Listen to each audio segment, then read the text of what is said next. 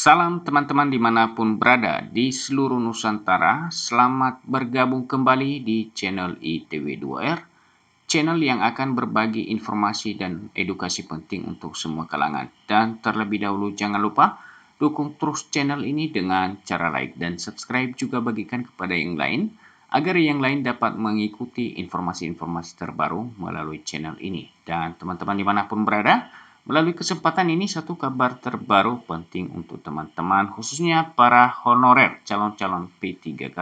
Berikut informasinya. Nah, teman-teman, informasinya kapan DRH P3K paruh waktu. Jadi kapan pengisian DRH ya bagi para calon P3K paruh waktu. Tentu ini merupakan sesuatu hal yang ditunggu-tunggu oleh para rekan-rekan honorer, khususnya nanti yang tidak dapat masuk menjadi P3K penuh waktu. Namun informasinya disampaikan, honorer non-database BKN pasti kecewa. Nah, teman-teman, untuk selengkapnya mengenai kabar ini, mari kita ikutin bersama yang dimuat media nasional cpnn.com. Kapan sebenarnya para P3K paruh waktu ini akan mulai mengisi daftar riwayat hidup? Oleh karena itu, selengkapnya mari kita ikutin kabarnya. cpnn.com Jakarta, muncul banyak pertanyaan dari kalangan honorer non-database BKN. Kapan pengisian daftar riwayat hidup daerah dilakukan untuk pengangkatan menjadi P3K paruh waktu? Perlu diketahui, hingga saat ini instansi, terutama pemerintah daerah, masih menunggu petunjuk teknis dari pusat mengenai bisa tidaknya honorer non-database BKN diusulkan menjadi P3K paruh waktu. Jadi jelas teman-teman, khususnya bagi teman-teman honorer yang non-database BKN, sampai saat ini belum ada aturan atau regulasi yang menjadi landasan pemerintah daerah untuk mengajukan atau mengusulkan teman-teman menjadi P3K paruh waktu.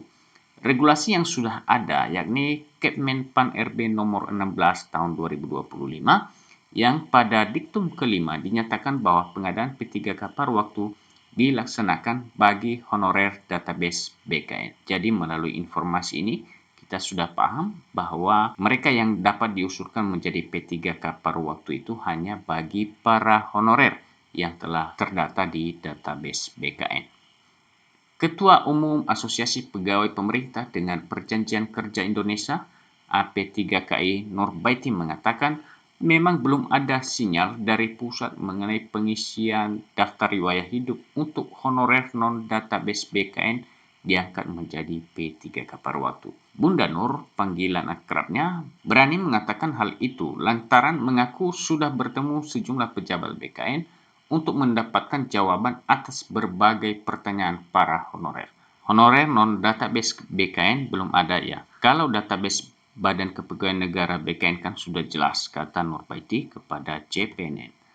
Nur menjelaskan jawaban BKN pada prinsipnya bahwa penataan honorer itu sifatnya memverifikasi dan memvalidasi data tenaga honorer yang ada di seluruh Indonesia. Saat ini pemerintah fokus kepada honorer yang sudah masuk di database BKN, ucapnya. Jadi demikian hal ini dijelaskan untuk teman-teman bahwa pemerintah pada saat ini fokus menyelesaikan pengangkatan honorer khususnya bagi yang sudah masuk database BKN.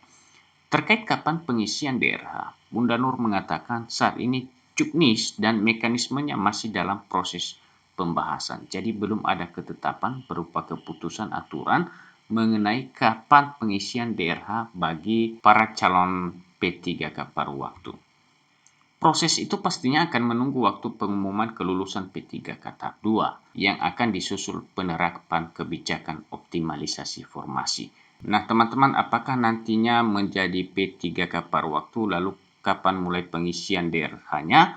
Tentu hal ini baru kita ketahui nanti setelah keluar hasil pengumuman kelulusan P3K tahap 2, dan setelah itu pun ada yang namanya penerapan atau kebijakan optimalisasi formasi. Dan bagi yang mungkin teman-teman tidak masuk dalam optimalisasi formasi sehingga nanti akan menjadi P3K paruh waktu, sehingga sampai saat ini belum ada keputusan mengenai kapan pengisian DRH. Sudah pasti pada penerapan optimalisasi, honorer database BKN akan lebih diprioritaskan dibanding non-database BKN. Ini juga menjadi catatan ya bagi rekan-rekan honorer bahwa optimalisasi formasi ini nantinya difokuskan atau diprioritaskan ya bagi rekan-rekan honorer yang telah mengikuti serangkaian proses seleksi P3K dan juga sudah terdata di database BKN. Setelah optimalisasi diterapkan, ternyata masih ada sisa honorer peserta seleksi tahap 1 dan tahap 2 yang tidak kebagian informasi, barulah masuk pada pengangkatan mereka menjadi P3K paruh waktu. Itu pun harus melalui usulan pejabat pembina kepegawaian atau PPK. Nah, seperti tadi disampaikan bahwa sampai saat ini pemerintah daerah masih menunggu ya petunjuk atau aturan dari pemerintah pusat mengenai pengajuan usulan P3K paruh waktu. Jika PPK sudah mengusulkan, barulah honorer bisa mengisi DRH. Bagaimana mau isi DRH kalau usulan formasinya belum ada? Karena pastinya nanti berhubungan dengan tempat tugas dari honorer tersebut, ibaratnya seperti bagaimana mau diberikan sofa tamu kalau rumahnya saja belum ada. Itu sebabnya diperlukan komunikasi ke daerah masing-masing. Terang Nur mengutip penjelasan PKN. Kami diminta juga untuk bersabar karena pada prinsipnya pemerintah akan mencarikan solusi terbaik sesuai yang mana Undang-Undang ASN Nomor 20 Tahun 2023. Semua masukan akan disampaikan kepada Kepala PKN, Prof. Sudan Arif, untuk langkah berikutnya, pungkas Nur Baiti.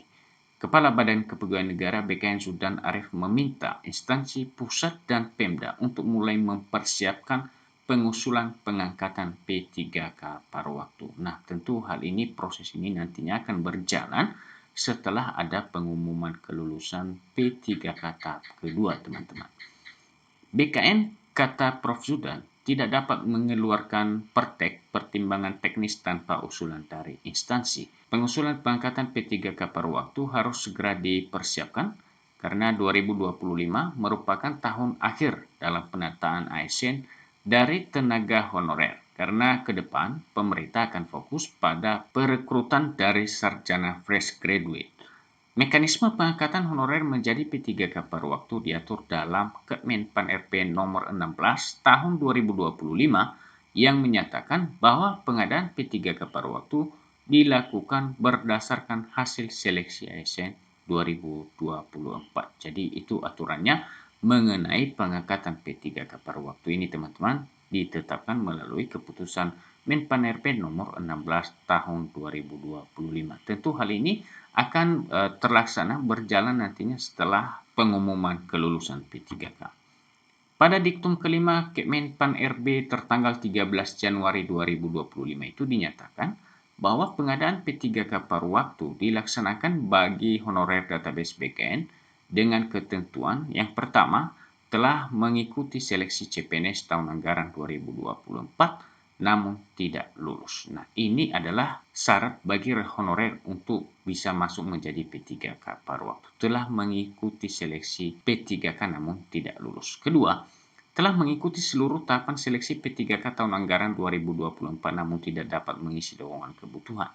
Kemenpan RB nomor 16 tahun 2025 juga mengatur mekanisme pengangkatan honorer database BKN menjadi P3K paruh waktu, yakni di diktum ke-7 dengan ketentuan sebagai berikut. Yang pertama, bagian A, pejabat pembina kepegawaian mengusulkan rincian kebutuhan P3K paruh waktu kepada Menpan RB berdasarkan ketentuan sebagaimana dimaksud dalam diktum kelima. B, rincian kebutuhan P3K paruh waktu bagi non-ASN sebagaimana dimaksud dalam diktum kelima wajib diusulkan seluruhnya oleh pejabat pembina kepegawaian.